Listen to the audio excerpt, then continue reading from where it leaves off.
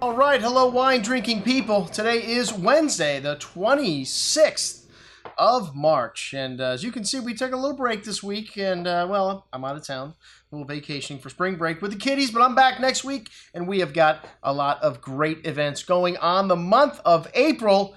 And, well, it's Ribera Del Duero month. Well, usually we start out, they did some kind of promotion here, the D.O. Ribera Del Duero, and I haven't heard from them in the last 2 years, but hey, we're still on the Ribera bandwagon in April, and we have got our good friend Antonio from Terra Spagna that is going to be here helping us host this event at Cafe Maxx, one of our every other Wednesday tastings, and for $35, man, this is the best value you, our wine drinking people, get in the world of wine tastings here in South Florida. You get to try 8 different wines, all from Ribera del Duero, and that pretty much means Tempranillo with this guy's book, because 80% of his wines are from Ribera. Almost every single Ribera del Duero that he's got, that's red, is 100% Tempranillo. This is the great red grape of Spain, and it's a little bit different than the Tempranillo that you find in Rioja. And then there's a little area called Toro that is now becoming famous for Tinto de Toro, which is another clone of Tempranillo. And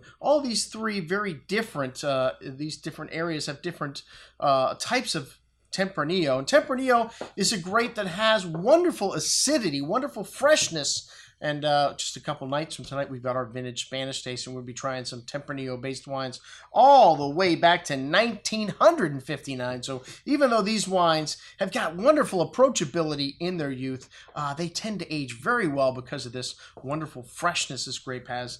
And Ribera del Duero has been around since 1982. Well, the D.O. has. Of course, they've been growing grapes here for hundreds of years. Some of Europe's oldest grapevines are in Spain, and they have more acreage dedicated to grapevine than any country in Europe. But because of the altitude in the old vines, you get less yields than in France or in Italy, for that matter. So you get some really intense wines. It is just amazing the value that you can still find in Spanish wines. Old vines and incredible wines at $15. Isaac Fernandez made a lot of these. We had him in just a year ago to showcase his wines. He's got a consulting business. I think he makes upwards of 200 different wines and some of the top stuff in this portfolio of wines. Like I said, most of these wines 100% Tempranillo. You're going to be tasting the newest releases here, and we've got some wines going back to 2004, a great vintage that's now 10 years old.